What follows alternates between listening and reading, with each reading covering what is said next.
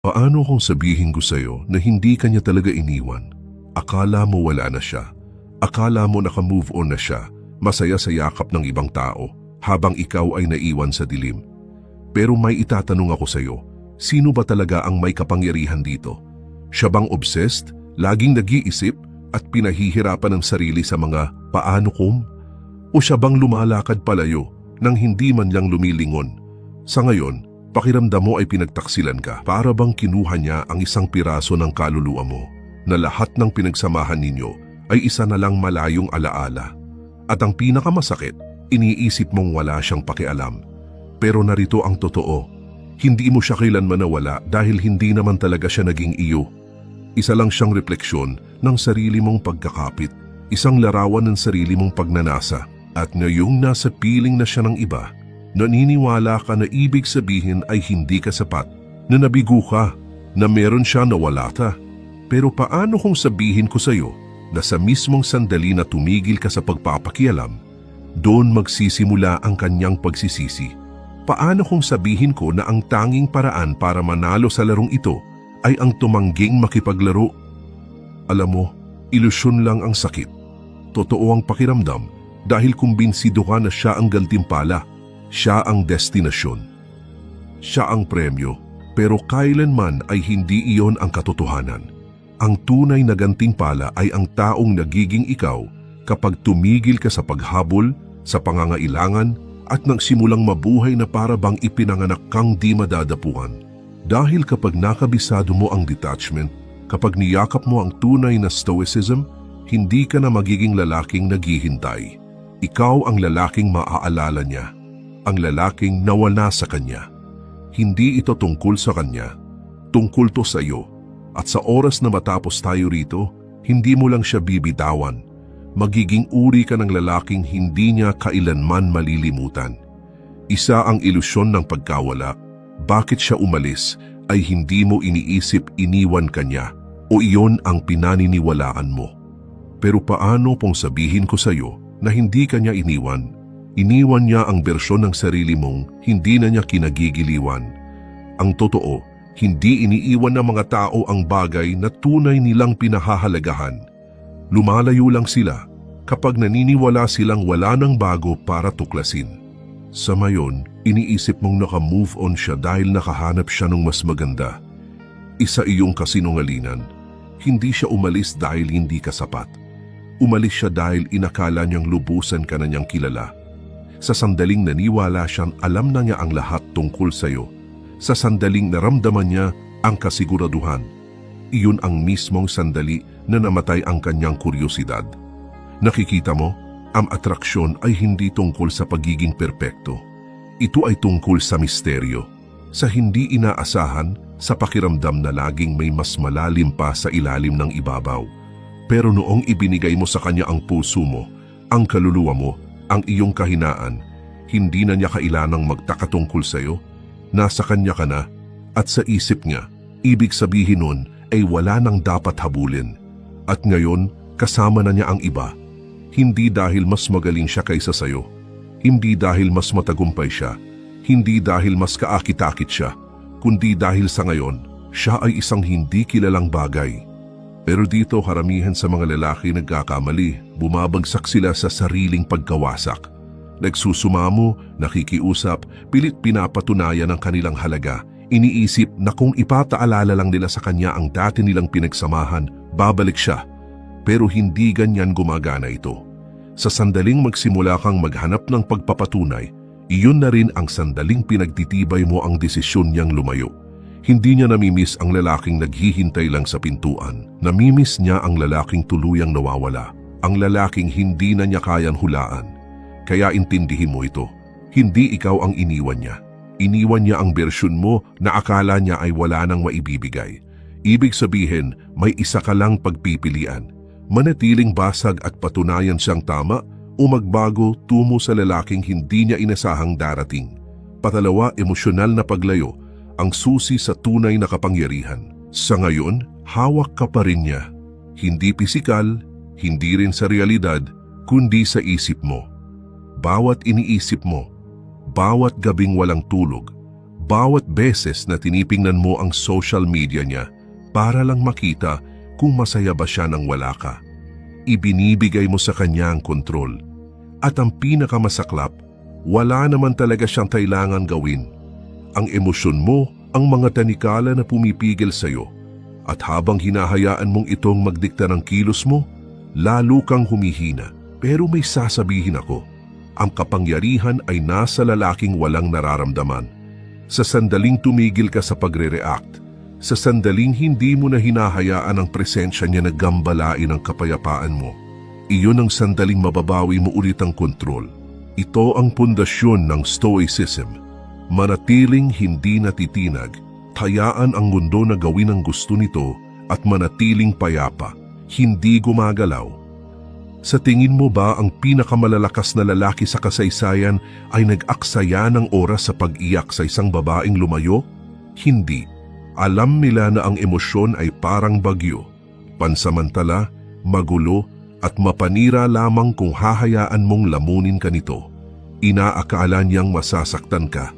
Inaakala niyang babagsak ka, magpapakita ng kahinaan. At patutunayan na mas mahalaga siya kaysa sa sarili mo. At sa sandaling gawin mo iyon, tinukumpirma mo ang lahat ng paniniwala niya noong iniwan ka niya. Pero ano ang mangyayari kung hindi ka mag-react? Kapag nakita ka niya bilang lalaking hindi natitinag, hindi desperado, at parang wala man lang pakialam sa pagkawala niya, doon nagbabago ang lahat. Doon nagsisimula siyang magduda kung nagkamali ba siya. Tandaan ito, ang emosyonal na paglayo ay hindi tungkol sa pagpapanggap. Ito ay tungkol sa ganap na pagkontrol sa sarili hanggang sa wala ng panlabas na bagay na kayang yumanig sa pundasyon mo. At kapag narating mo ang antas na yon, hindi lang siya magsisisi na iniwan ka, magiging hindi ka na maaabot. Pangatlo, atraksyon dahil sa kawalang pakialam, sikolohiya ng pagnanasa. Ano ang nangyayari kapag tumigil ka ng mag-alala? Kapag tumigil ka ng mag-check, tumigil kang magtanong, tumigil kang maghintay. Simple lang ang sagot. Magsisimula siyang mapansin dahil wala nang mas makapangyarihan, mas nakakagulantang, mas napaka-addict kaysa sa kawalang pakialam. Sa ngayon, naniniwala pa rin siyang nasa kanya ka. Kahit may iba siya, alam niya sa kaibuturan na kung gugustuhin niyang bumalik, nariyan ka pa rin. Kaya hindi kanya iniisip, kaya hindi kanya hinahabol. Pero sa sandaling maramdaman niya ang pagkawala mo, sa sandaling maisip niyang wala na siyang kontrol sa emosyon mo, doon nagbabago ang lahat. Laging gusto ng tao ang hindi nila makuha. Bahagi ito ng kalikasan. Ang isipan ay nakaprogram para habulin ang unti-unting nawawala, para naisin ang tila hindi abot kamay. At noong desperado ka sa kanya, naging predictable ka, naging ordinaryo. Pero ngayon iba ka na. Isa kang bagay na hindi na niya maintindihan. Hindi ka na nagte-text, hindi ka na nakamasid, hindi ka na nagre-react.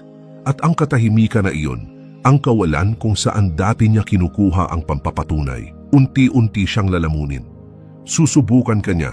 Baka mag-post siya ng kung ano para makita kung mapapansin mo. Baka bigla ka niyang i-message ng walang kwenta. Isang paraan lang para malaman kung may kapangyarihan pa rin siya sa'yo. At dito karamihan ng mga lalaki pumapalpak, kinakagat nila ang pain. Iniisip nila, ito na ang pagkakataon ko. Sumusagot sila agad, masyadong sabik, at doon agad ding nawawala ang kapangyarihan. Pero hindi ikaw, hindi na ngayon. Dahil ang lalaking nakakaunawa sa larong ito ay alam na ang tanging tamang tugon ay walang tugon. Ang kawalang pakialam ang pinakamalakas na gatilyo ng atraksyon. Pinapaisip siya, pinagdududa niya, pinapahabol mo siya, pero mangyayari lang iyon kung sapat ang lakas mo para manahimik, lumayo at maglaho sa isang buhay na napakaganap na para bang wala na siyang lugar doon. Doon siya magsisisi na iniwan ka. Doon siya magsisimulang hanapin ang lalaking naging ikaw. Pang-apat, ang kapangyarihan ng pagkawala. Maging ang lalaking hindi niya malilimutan. Iniisip mong nakalimutan ka na niya. Iniisip mong tuluyan na siyang naka-move on, na wala na siyang pakialam sa ginagawa mo. Pero may sasabihin ako, kailanman hindi tuluyang nakakalimot ang babae sa lalaking nag-iwan ng marka sa kanya. Sa ngayon, hindi siya nakikipag-ugnayan dahil naniniwala siyang hawak ka pa rin niya. Iniisip niya na kung sakali mang magbago ang isip niya, maaari siyang bumalik at nariyan ka pa ring nag-iintay. Pero sa sandaling mapagtanto niyang talagang nawala ka na, natuluyan kang naglaho sa mundo niya nang walang bakas, doon sisimulang pumasok ang pagdududa. Makapangyarihan ang pagkawala.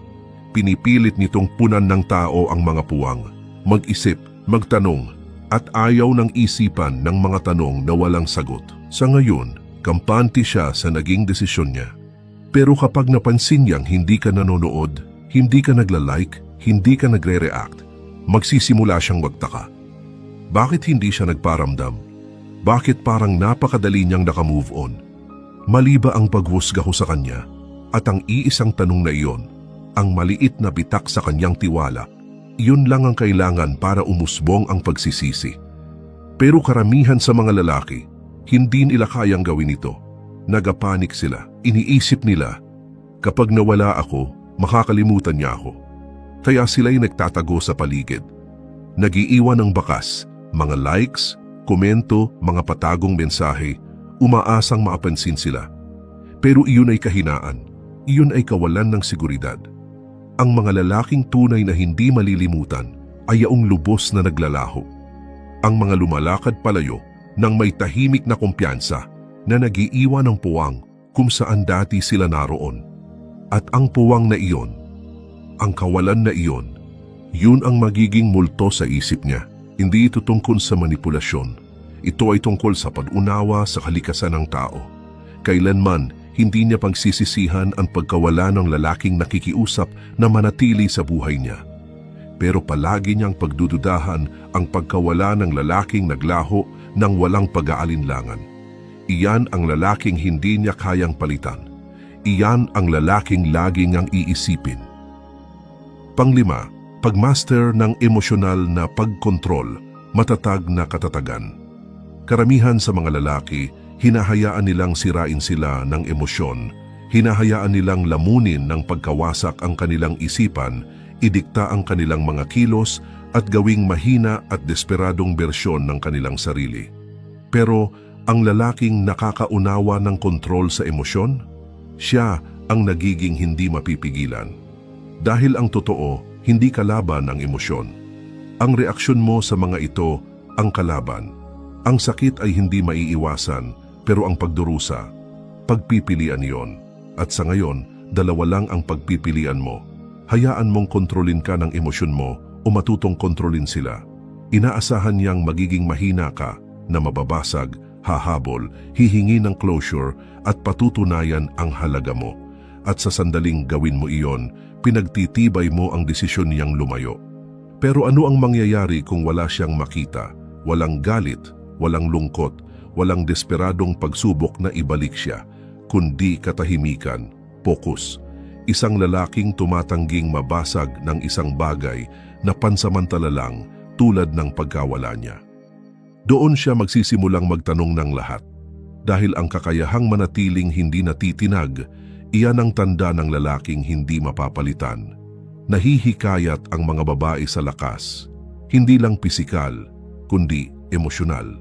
Ang lalaking nananatiling kalmado sa gitna ng presyon, kayang tanggapin ang pagkatalo at magpatuloy, hindi guguho sa unang palatandaan ng pagtanggi. Iyan ang lalaking may autoridad at respeto. At mas makapangyarihan ang respeto kaysa sa pag-ibig. Dahil ang pag-ibig ay lumilipas pero ang respeto nanatili. Iyan ang dahilan kung bakit siya magdadalawang isip kapag nakita kanyang umuunlad nang wala siya. Iyan ang magpaparegret sa kanya na naisip niyang isa ka lang sa karaniwan. Ang pinakamalalakas na mandirigma sa kasaysayan ay namuhay ayon sa prinsipyong ito. Nauunawaan ng mga Stoic na hindi dapat idikta ng emosyon ang kilos, na ang ganap na pagkontrol sa sarili ang tunay na kapangyarihan. At kapag na-master mo ito, hindi lang siya magsisisi na iniwan ka, sisiguraduhin mong wala ng babaeng magkakaroon ulit ng ganoong kapangyarihan sa iyo. Pang-anim, maging isang high-value na lalaki. Nagsisimula ang pagbabago sa ngayon. Pakiramdam mo ay may kinuha siya sa iyo, ang kumpiyansa mo, ang pakiramdam ng sariling halaga. Marahil maging ang layunin mo, pero ito ang katotohanan. Walang sino mang makakakuha ng bagay na ikaw mismo ang bumuo. At kung iniwan ka niya, iisa lamang ibig sabihin noon. Oras na para magbago pa. Alam mo, karamihan sa mga lalaki, nakapoon sa pagbabalik niya. Pero ang high value na lalaki, nakatuon siya sa pagbabalik ng sarili niya. At iyan ang kaibahan ng mga nananatiling basag at ng mga muling bumabangon. Hindi ito tungkol sa pagpapatunay ng kahit ano sa kanya. Ito ay tungkol sa pagtiyak na sa susunod na marinig niya ang pangalan mo, ang tanging mararamdaman niya ay pagsisisi. Hindi dahil gusto mo ng paghihiganti, hindi dahil nilaro mo siya, kundi dahil naging isang lalaking napakabihira, napakalakas at ganap na umaasa sa sarili na marirealize niyang iniwan niya ang isang bagay na hindi mapapalitan. Iyan ang tunay na panalo, hindi ang mabawi siya, kundi ang maging napaka-untouchable na sana hindi ka na niya iniwan. Kaya ano ang itsura ng pagbabagong iyon? Simple. Titigil ka sa pag-aaksaya ng oras. Titigil ka sa pagka-obsess sa social media niya. Titigil ka sa paulit-ulit na pag-replay ng nakaraan sa isip mo. Sa halip, magtatayo ka. Aayusin mo ang katawan mo, ang isip mo, ang layunin mo.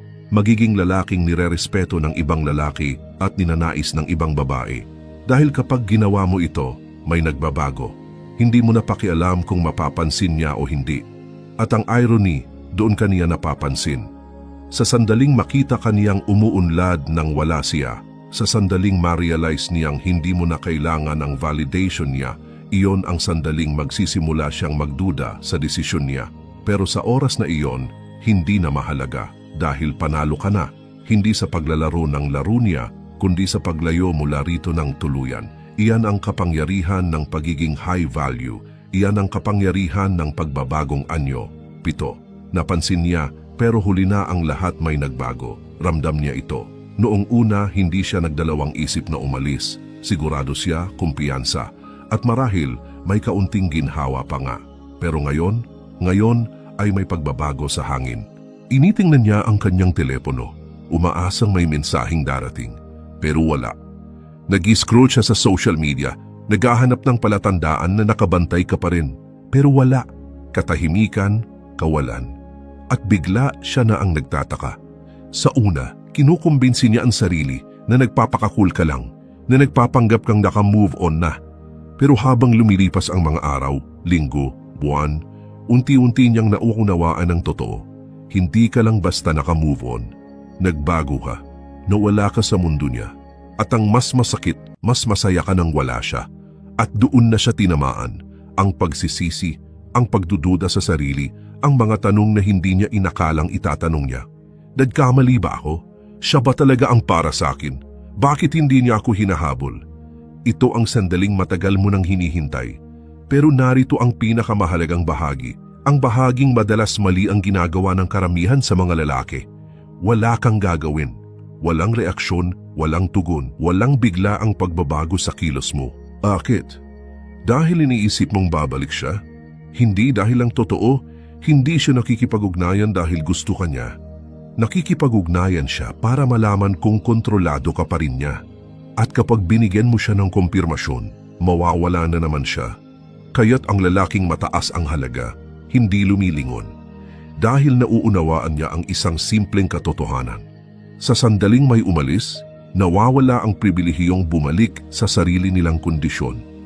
Kaya kapag napansin niya na, kapag siya na ang nag-abot ng kamay, doon mo marirealize ang isang makapangyarihang bagay. Wala ka nang pakialam. Sobrang nakatuti pa na, sobrang disiplinado, at sobrang in love sa taong ikaw mismo ang binuo para pag-isipan pa ang pagbalik. At doon ka tunay na panalo. 8, panalo ka na. Ang huling aral ng Stoicism. Tapos na ang laro, pero hindi sa paraang dati mong inisip. Akala mo dati, ang panalo ay ang mabawi siya, ang patunayan ang sarili, ang ipakita sa kanya kung ano ang nawala. Pero ngayon alam mo ng katotohanan. Ang panalo ay hindi kailanman tungkol sa kanya. Tungkol ito sa iyo. Tungkol ito sa puntong kahit nandyan siya o wala, hindi na nito kayang sirain ang iyong kapayapaan. At dun mo naiintindihan na panalo ka na. Gusto niya ng kontrol. Gusto niyang siya pa rin ang sentro ng mundo mo. kahit iniwan ka na niya. Pero imbes na habulin siya, imbes na patunayan ang sarili, imbes na maghintay, lumakad ka palayo. Hindi dahil sa galit, hindi para manipulahin, kundi dahil may naintindihan kang hindi niya kailanman naunawaan. Ang tunay na kapangyarihan ay nagmumula sa kawalang pakialam. At ngayon, nagbago na ang sitwasyon. Siya na ang nag-iisip tungkol sa iyo. Siya na ang nagtatanong kung nagkamali ba siya. Pero heto ang ironya.